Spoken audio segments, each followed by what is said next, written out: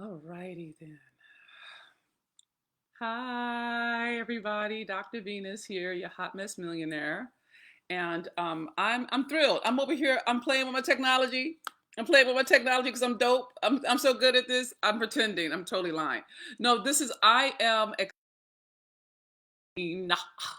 and I'm doing my lives on Instagram and Facebook at the same time. So thank you for your grace with me, your patience with me as I do this, as I learn and grow in service of us, in service of us healing, in service of us feeling a certain kind of way about Black men. Okay. And so what I want to talk about today, I'm not going to hold you long. I just want to get you set up. Okay.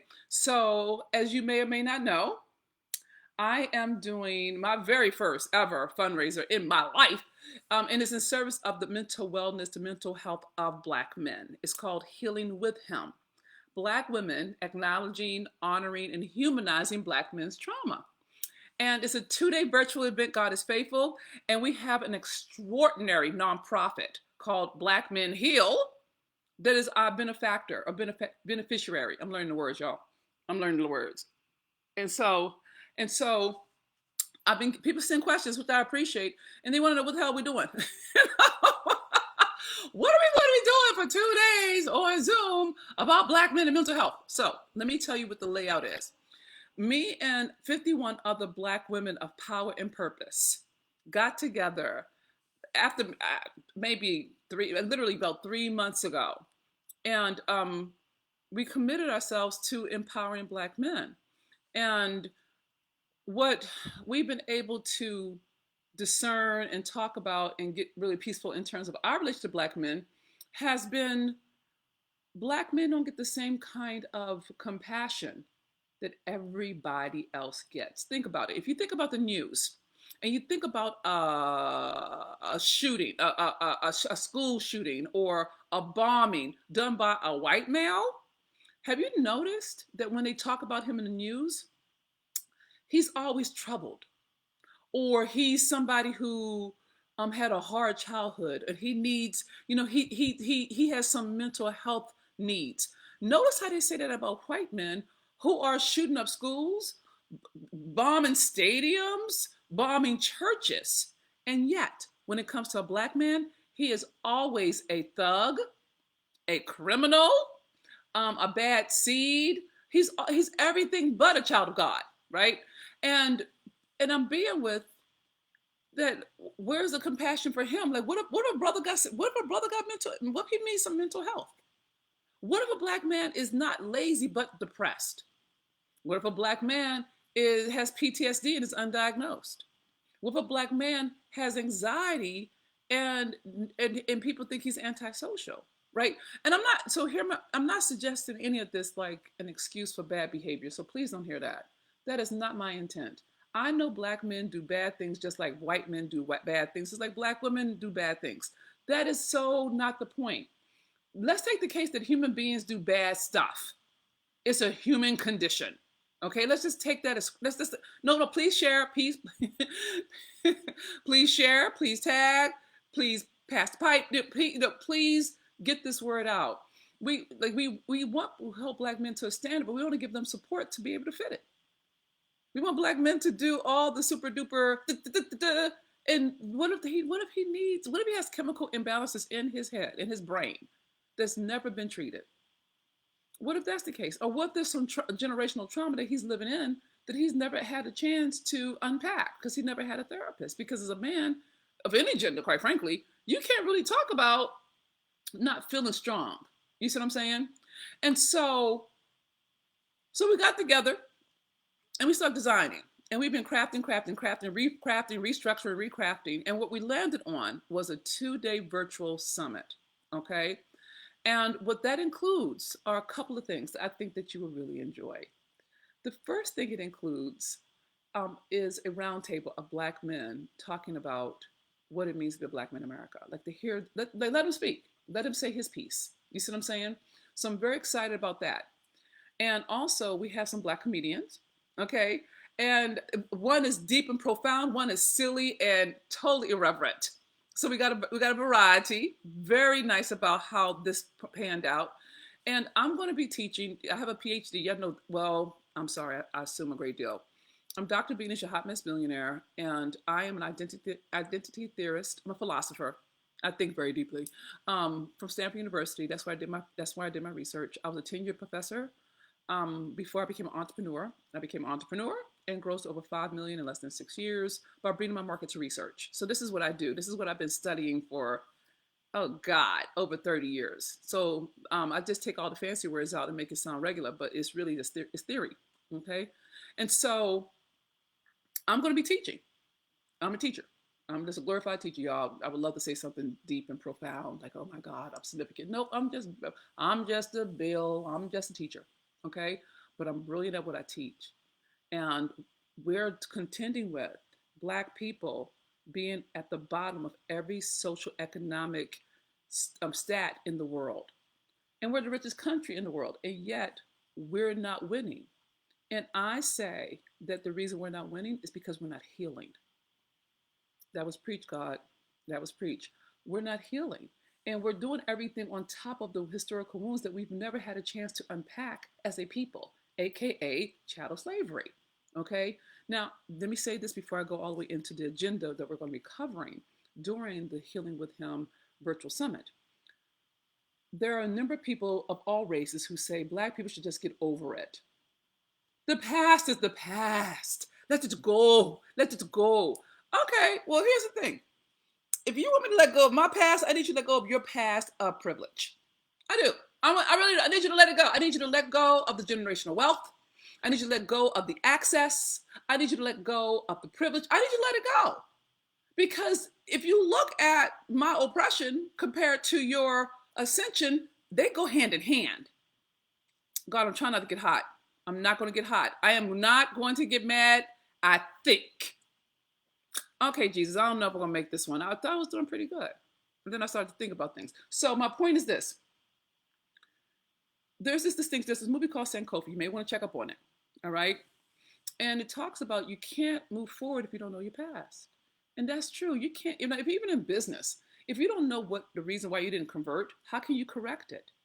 If you're not at the source of your sales and marketing funnel, how can you scale and leverage? It's a silly thing to say, oh, you're over it, when we're still living at the effects of social structures and systems that are designed to literally keep Black men financially dependent on white supremacist structures. Or in jail, which monetizes Black male labor for free or for pennies. We'll get into that education of the history of Black male trauma in America. And we're going to handle all that during the Healing with Him virtual summit, February 5th and 6th. That's a Saturday and Sunday. It's because a lot of us, if you're anything like me, we didn't learn this in school. I'm reading this brother's name is Dr. Rick Wallace. I'm reading an article of his around epigenetics, and it's perfect for what we're talking about. And I'm gonna bring. Oh, and he's coming on.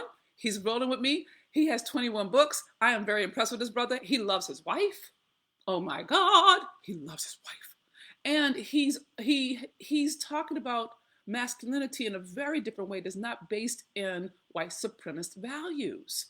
And we don't realize how many values and behaviors and ideas and ideals we have that have been transferred to us by virtue of us being in the environment. That we think we're free. The news doesn't tell you what to talk about. No, it doesn't tell you what to, it doesn't tell you what to, it tells you, the news and the media, it tells you what to think about. It doesn't tell you what to think, but it still has an impact on where you put your attention, okay? So my point is, we're really contending with really getting an education in terms of what are the structures in place that keep us at odds, that we're not thriving as a people. And fundamentally, what's happening with Black men that they can't get the support that every other group gets, or even the benefit of the doubt. They don't even get the benefit of the doubt of like, okay, maybe he needs some support. That's not optional for him. So we're creating a space so that it is. That Black man is somebody's son. That's somebody's fault. That's somebody's father. That's somebody's baby boy. And if we're really committed to us thriving generationally, if we're committed to breaking generational curses, if we're committed to generational blessings, or if we're committed to generational wealth, then we're going to have to take it on as Black women. I'm not talking about healing Black men. We can't. You can't heal. That's between him and God. I can't heal me. I got to go. I have to pray.